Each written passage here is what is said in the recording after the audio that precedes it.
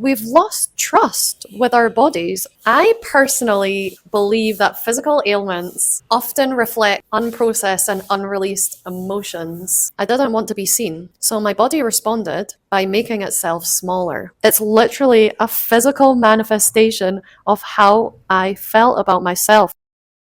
Hey guys, welcome back to Simone's Blank Canvas. If you're new here, my name is Simone. I'm an artist living abroad, deeply into spirituality and self-development. My art reflects that journey, and today I actually want to share something a little different. I'm a bit nervous about this one because it's pretty personal and it might be a bit controversial, but I really feel called to share it in case it resonates with somebody. This video is about how I've been fixing, or rather unlearning, 20 years of bad posture and realizing it was never just purely a physical issue. I want to do a quick disclaimer. I am not a doctor, so please don't take any of this as medical advice. This is just my experience, my discoveries, and a perspective that might resonate with you.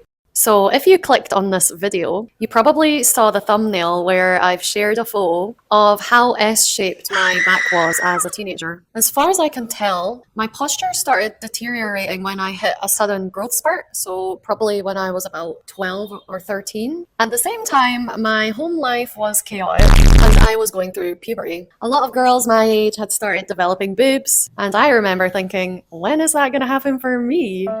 Spoiler alert, I'm still waiting. Looking back, I believe my body responded to everything I was feeling. I personally believe that physical ailments often reflect unprocessed and unreleased emotions, something that Louise Hay also talks about. She says one of the primary causes of shoulder pain is the burden of carrying emotional weight, responsibility, stress, or guilt. When individuals feel overwhelmed or unable to express their emotions, it can manifest as tension and/or pain in the body. As a teenager, I was carrying emotional weight that I should never have had to. I had to keep secrets, process things on my own, and constantly felt like I was being watched and criticized. I didn't want to be seen, so my body responded by making itself smaller. My posture became a physical expression of how I felt on the inside. Curled in, shoulders rolled forward, subconsciously trying to take up as little space as possible. And of course, that got criticized too. Whenever people pointed out my bad posture, that would make me feel even more ashamed. So it's like this vicious cycle. But no one ever asked, why are you making yourself small? You deserve to take up space. Fast forward to 2013. After nearly 20 years of being the hunchback of Notre Dame, I had a moment that made me make a decision with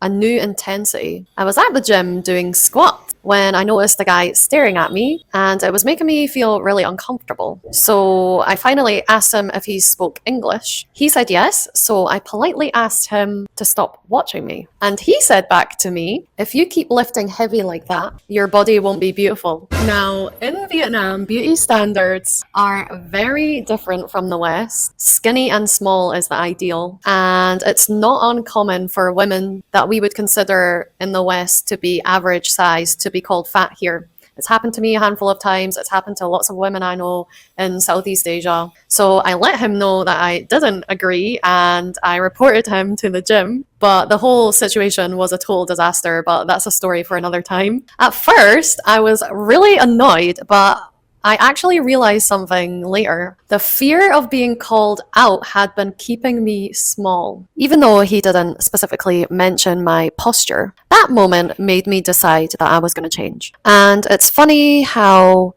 we start to identify so much to habits that are not actually us. Like, I had convinced myself that, yeah, this is just going to be me for the rest of my life. Why? It wasn't me. It was just a habit. And yeah, it's going to be difficult to change that habit. But I needed to become a new person. And I feel like being into Dr. Joe's work has really helped me on this journey. So I signed up for physio here and I started doing all the prescribed exercises, stretches, strengthening weak muscles, and correcting imbalances. And it was working to an extent. But then I kind of hit a wall and I wasn't really making progress anymore. One day, the physiotherapist told me to adjust my posture back to normal. And I was like, I don't know what normal feels like in my body because for 20 years, my posture's been stuck in a not normal way. So how can I know what that feels like without you physically putting me in that position or describing it to me? Like, how can you know when that's all you've ever known? My muscles were too tight and locked into specific positions that my body literally couldn't go into a normal posture. Lying on my back, I couldn't get my lower back to touch the floor. It was physically impossible for me to do that. Yes, I could try a little bit, but it just, everything was like locked in that position that I'd been in for 20 years.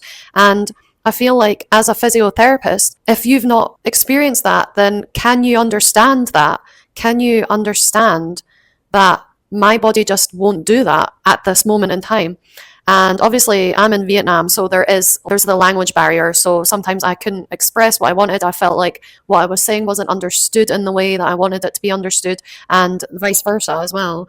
But I just had this moment where I was like, wait, like these people can only help me so much. I realized like no one can teach me or tell me how to feel at home in my own body, that I needed to like learn that myself. At the same time, I was starting to realize that my bad posture was almost like the safety blanket. It wasn't just a bad habit, it was a physical manifestation of how I saw myself. I started to think, how can I fix my posture if deep down I still feel like I need to make myself small? It's like my body is doing one thing, but my mind is telling my body another thing. So it's like your body is getting mixed signals. One time, I've spoke about this before, but one time during a journey with my friend Magic Fun Guy, I asked, why can't I sit up straight? And they answered, because you're scared of your power. And even though I couldn't understand it,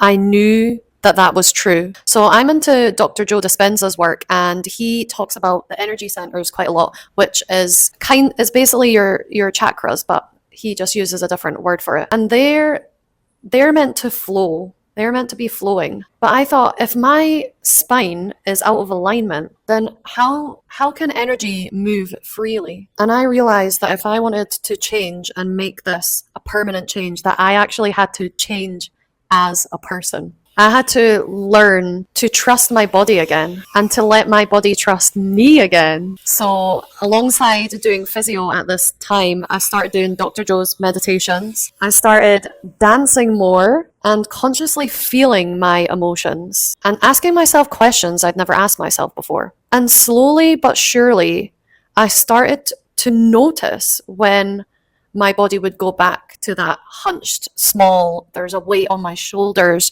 posture. It was always worse when I was feeling insecure. But before this point, I couldn't even tell because it was just like my normal way of being. And so I started to see patterns. Rolling my shoulders forward wasn't just a habit. It was my body's way of hiding. I wasn't just stretching muscles.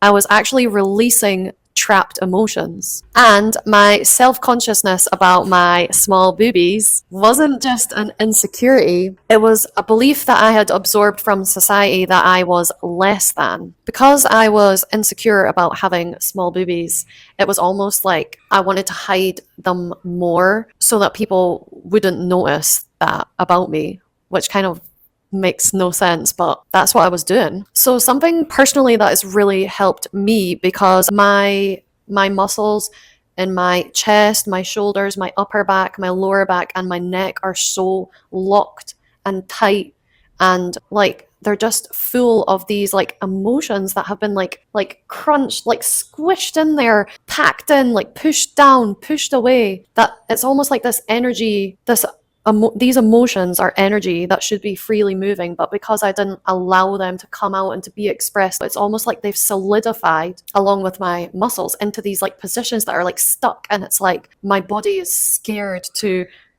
finally release and let the pressure out, let these go, let these come out finally. So something that's been helping me recently as well is I have a little tennis ball, and I use that to like roll out these massive knots. Like you should hear the sound, the crunchy sounds from these knots that I've had. I trust myself now. I trust that I know this is my body. I know what I'm doing with it. Like I don't know, it's like I'm listening to my intuition now. Like I'm not saying I'm totally disregarding like advice from medical professionals, and I don't like go 110% like, but it's just like I just feel like I can feel when, okay, that's a little bit too hard, stop for today, don't do that as much, like don't go in that area. I don't know, like we've lost trust with our bodies, and our bodies are like, bruh, what the hell, man? Like, I'm here for you. I know how to do everything, but you're not listening to me. So anyway, using this tennis ball has like created more space in my body, and therefore it's like totally given me way more mobility than I had before. And it's really slow progress, and my posture is definitely not nowhere near perfect yet, and I've been working on this for like 2 years or something now. But I'm listening to myself now. Healing my posture is about more than just me standing up straight and me being aesthetically okay. It's about standing in my power now. And yeah, I still have a very long way to go. Like, you've probably seen me do it so many times in this video, like realize that my shoulders are coming up, and I'm like, no, like put them back down. It's like a constant. I need to be aware of it all the time. I'm still like building my ab muscles, my lower abs that I fucking were dormant like for 20 years. I didn't even know how to use them. I thought I was using them, but I wasn't. So yeah, I've still got a long way to go, but I am really proud of how far I've come, and I'm really proud of that I am being a different person now, and that there was a lot of shame wrapped around all of this, and I'm starting to like layer by layer like peel back the shame and look at it deeper than just bad posture. It's more than that for me. It's literally a physical manifestation of how I felt about myself, and I personally think that it's the same for everybody. So what about you? Have you ever noticed the connection between your emotions and your body? And has changing your mindset helped you physically? I feel like there's more that I want to say about this. A lot of people recently have been talking about the book The Body Keeps the Score, which kind of explores a lot of these things that I've been talking about today. And I feel like Gabor Mate talks about it a little bit too. And I just personally I can remember as a teenager making the connection actually that there's somebody close in my life that got a disease, and I as a teenager made the connection that I think that that is linked to the emotional turmoil of this situation. So I don't know, I've always kind of suspected this, that like our emotional state is way more linked to what manifests in the physical than what we give our attention to. Like, yeah, does that make sense? Yeah, and I just feel like the beauty standards for women, I mean, they're just so fucked up in every single way. But you know, as a young girl, as a teenager, and as an adult, like how often do we see girls embracing their small chests and showing like that you can still be attractive with that as a young girl, to like not feel represented as a body type? I just like, we're starting to see more body types, but there are definitely still some body types that are not represented. And I've often felt like less of a woman because I don't have boobs. And that's a really horrible feeling to carry. So can we see more of that, please?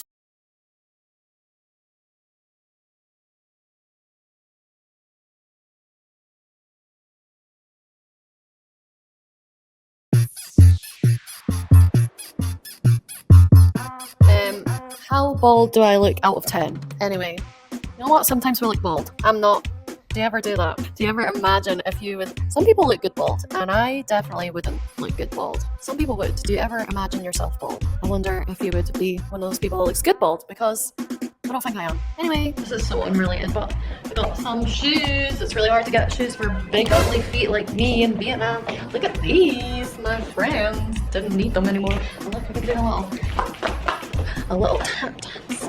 It's nice, very nice.